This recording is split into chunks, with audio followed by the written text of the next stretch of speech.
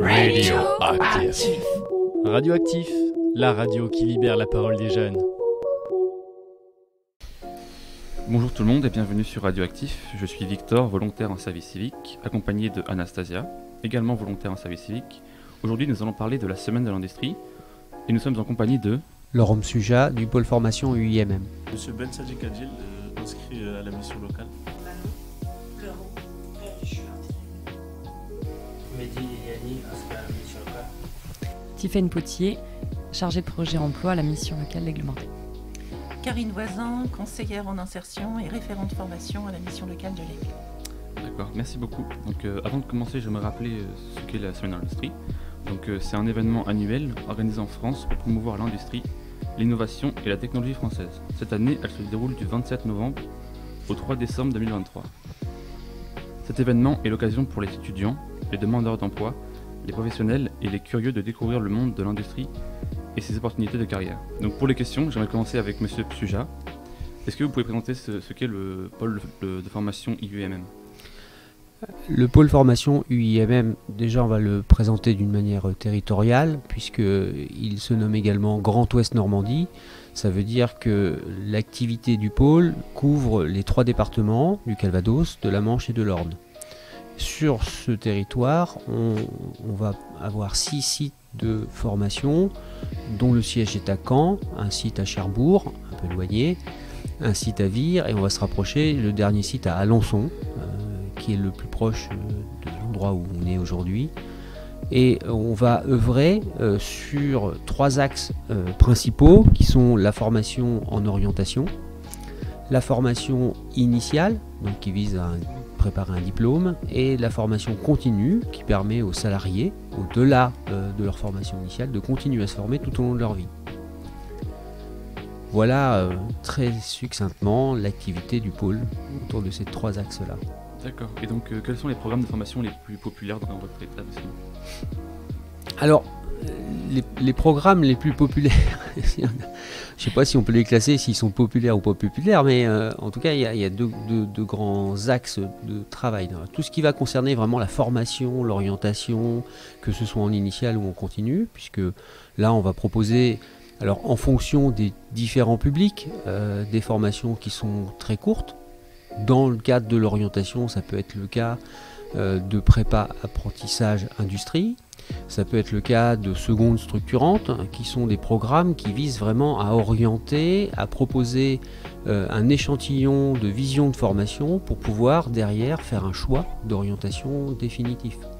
En tout cas définitif, premier on va dire. Donc, derrière, l'idée c'est quand même d'engager vers une formation initiale. La formation initiale, j'aime à la rappeler, c'est la formation qui vise à la préparation d'un diplôme. Donc c'est vraiment la formation, le socle de base qui va nous permettre de poursuivre les différentes étapes de formation. En règle générale, on y prépare des diplômes de l'éducation nationale. Alors, ça va du CAP au bac, BTS, voire plus. Et au pôle formation UIMM Grand Ouest Normandie, on prépare ces 4 niveaux, donc CAP au bachelor. Ensuite, on va se diriger vers la formation professionnelle. Une fois qu'on aura fait son cycle de formation initiale, il n'est jamais vraiment terminé, mais il arrive un moment où on ne peut plus vraiment continuer, on va continuer à se former, on aura besoin de se former tout au long de sa vie. Donc là, alors, ils sont tous autant populaires, ils s'adressent à un certain public à un moment donné, et on est dans ce socle de formation. Et puis, il y a des programmes de formation qui sont inclus dans ces programmes-là. On va s'inscrire dans diverses engagements vers, par exemple, des Olympiades des métiers, des programmes Erasmus, des ateliers qui vont permettre le développement autour de ces programmes principaux. Donc, ils sont pas forcément, je ne peux pas en sortir un qui est populaire, mais en tout cas, je les ai tous, pas tous présentés, mais presque tous présentés, et ils sont inclus les uns avec les autres. D'accord, ça marche. Et donc, du coup, comment ces programmes préparent-ils les étudiants à une carrière dans l'industrie ?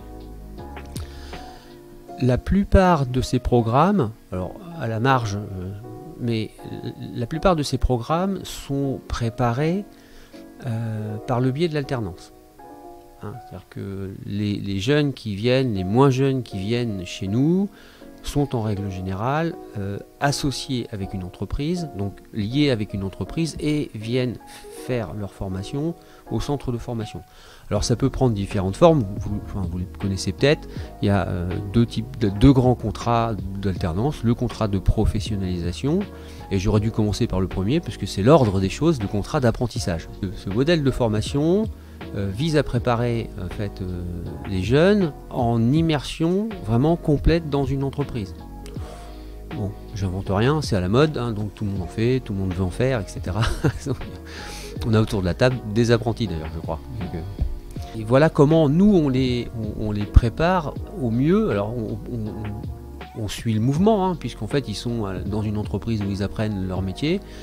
Où ils pratiquent leur métier, où ils pratiquent réellement leur métier.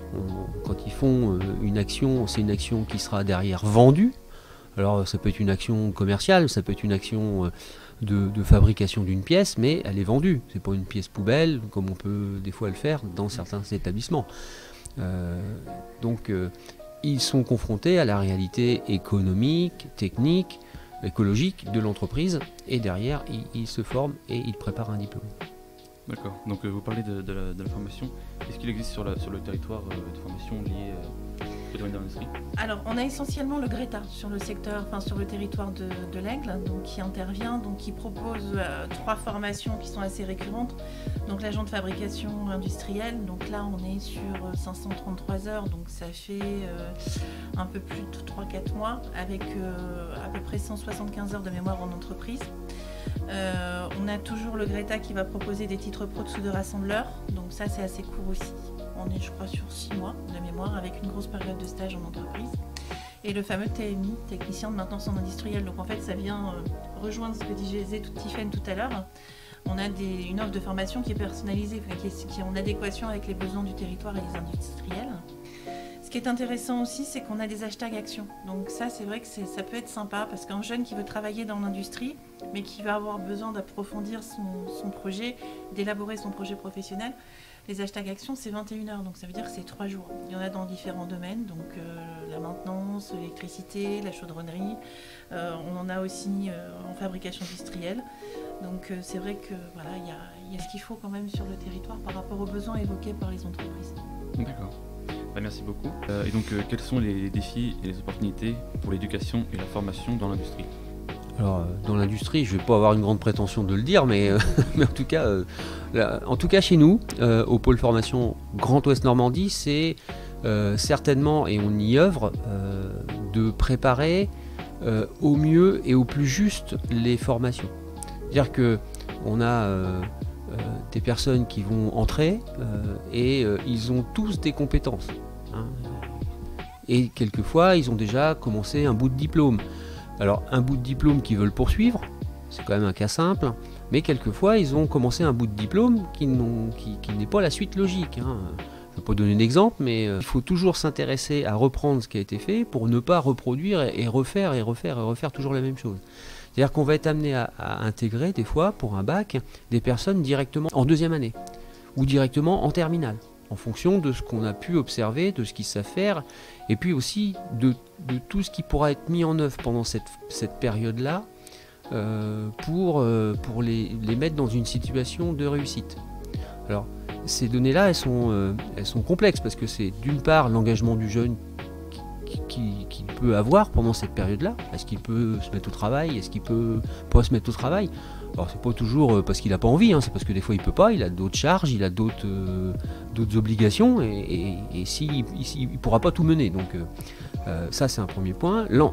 J'ai dit que c'est en alternance, donc ça veut dire que l'engagement de l'entreprise et l'accompagnement que pourra mettre l'entreprise par rapport à cette formation-là, eh bien, permettra aussi d'ajuster au mieux la formation.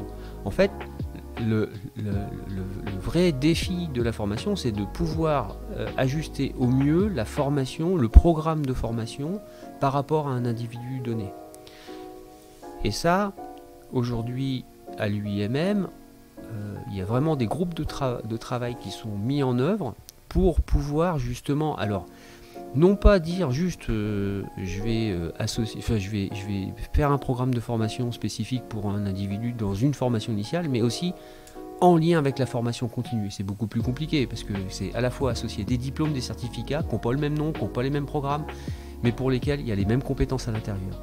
Donc là, c'est ça le vrai défi, de pouvoir mettre n'importe qui, alors pas n'importe qui, mais en tout cas mettre un individu qui arrive à un instant donné dans un groupe qui est déjà commencé et qui s'y sente bien et qui puisse progresser. D'accord. Merci beaucoup. Je me tourne à présent vers les professionnels de la mission locale pour demander quel type de postes sont actuellement disponibles dans l'industrie. Actuellement, alors dans l'industrie, il y a pas mal de métiers qui recrutent. Sur notre territoire, on a pas mal d'offres d'agents de production, de régleurs, de soudeurs, ouais, un petit peu tout, mais voilà, principalement régleurs, soudeurs, agents de production. C'est ce qui recrute le plus. Technicien de maintenance. D'accord. Bien sûr. Et donc, quel type de compétences sont recherchées dans ce domaine?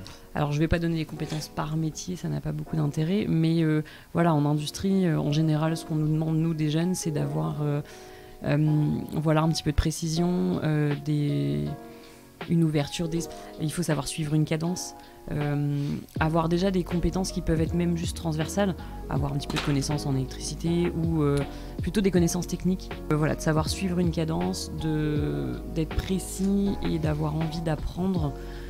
Après, les métiers de régleur, d'usineur, il faut avoir des compétences sur de la commande numérique. Voilà, ça va être des compétences très techniques. D'accord.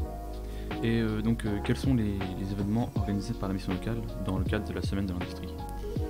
Alors, la semaine de l'industrie, donc elle a commencé lundi. On a commencé par aller faire notre réunion de conseillers mensuels au sein de l'entreprise RIFO à Tourouvre, qu'on a ensuite visité. Ça permet aussi aux conseillers de connaître les entreprises du territoire, les industries qui recrutent. Donc, ils cherchent un petit peu sur tous les postes, soudeurs.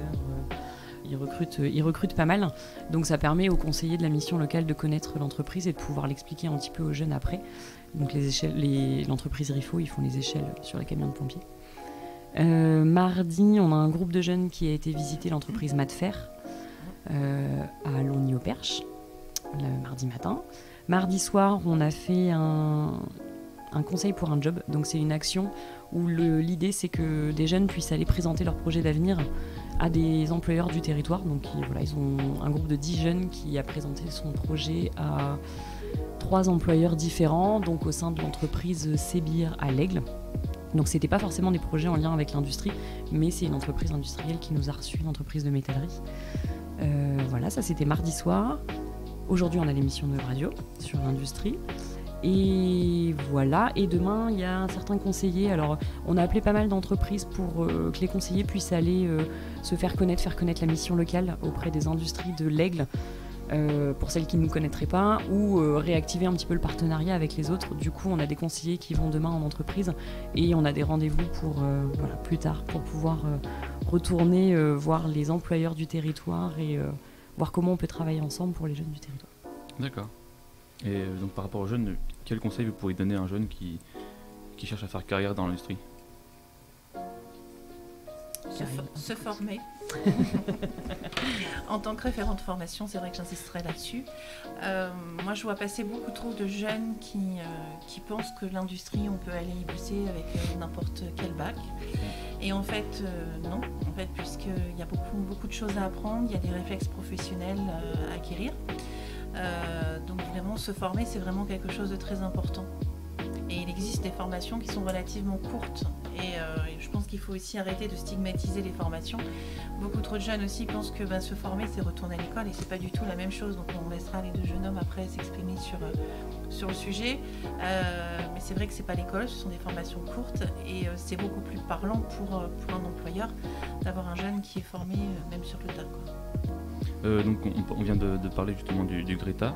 On a avec nous 2 jeunes qui vont bientôt commencer une formation au Greta. D'abord, je vous demander, est-ce que vous avez déjà eu une expérience dans l'industrie? Moi, j'ai déjà eu une expérience en industrie chez Élysée Automotive à la Ferté-Fresnel, tout ce qui est dans le monde de l'automobile. Alors moi, j'étais en production. Je produisais des écrous de voitures. En même temps, je faisais des contrôles pour savoir si les écrous ils étaient bons ou pas bons. Et quand j'étais à l'école, je faisais des stages on nous demandait de faire des stages 1 mois, 2 mois. Et j'ai fait plusieurs stages sur l'aigle dans le monde de l'usinage. D'accord. Moi, j'ai effectué plusieurs stages durant ma scolarité. C'était plus dans le domaine du commerce et de la vente, soit des industries ou des grandes surfaces. D'accord, ok. Et donc, pourquoi est-ce que tu veux te réorienter vers l'industrie? Tu as envie de changer de domaine? D'accord, ok, ça marche. Oui, 1 an à électronique sur Mortel où j'ai effectué des VMC. Et donc, quels sont tes projets pour la suite? Je voudrais pour l'instant travailler au maximum et pour payer ma formation de thanatopractrice. Ça consiste à effectuer des soins de conservation sur des défunts. Ah, ok, d'accord. C'est pas du tout le même domaine. Hein. Donc, il y a quelques temps, vous avez passé des tests au Greta pour entrer sur la formation agent de fabrication industrielle. Comment ça s'est passé? Les tests sont très bien passés. Ils nous ont demandé dans les tests tout ce qui était calcul mentaux. Il y avait en français, on avait des questions à répondre sur un texte. Il y avait un peu de technique aussi. Il y avait aussi des problèmes en maths. Ouais. Okay. Tout ce qui était sur le kilogramme. Je sais plus exactement il y avait quoi, mais il y avait aussi des problématiques en maths. Alors si je peux me permettre, c'est une action particulière qu'on avait montée. Donc l'idée c'était d'emmener un groupe de jeunes visiter donc effectivement le Greta, rencontrer le formateur, avoir une présentation des différentes formations. Et tout s'est fait assez naturellement puisque derrière les jeunes ont accepté de passer les tests. On n'était pas venus pour ça, c'était une grosse surprise. Ouais, quand même. C'était une grosse surprise qu'ils nous ont donné à la fin. C'était pas prévu comme ça, mais bon voilà, du coup c'était sympa, les tests ont été passés. Et puis j'ai 3 jeunes sur 5 qui m'ont dit oui, pourquoi pas, ça peut être effectivement une bonne idée, avec des objectifs très différents pour les uns et les autres. D'accord. Donc si je reprends effectivement, Mehdi, toi on est plutôt dans un contexte où tu me disais je veux bosser, mais je veux bosser en industrie. Je pense que tu as eu le déclic, tu as compris qu'il fallait te former et que tu ne pouvais pas passer d'un bac pro commerce comme ça à l'industrie comme ça sans se former. Et toi c'était pour monter en compétences, Adil. C'est ça, parce que moi j'avais déjà travaillé en industrie, du coup je sais à peu près comment c'est, mais il me faut encore quelques compétences pour vraiment avoir ce que je veux. D'accord, parfait. Merci beaucoup, merci à tout le monde d'avoir participé. Merci beaucoup. Et, au revoir. Bonne journée. Merci. Radioactif. Radioactif, la radio qui libère la parole des jeunes.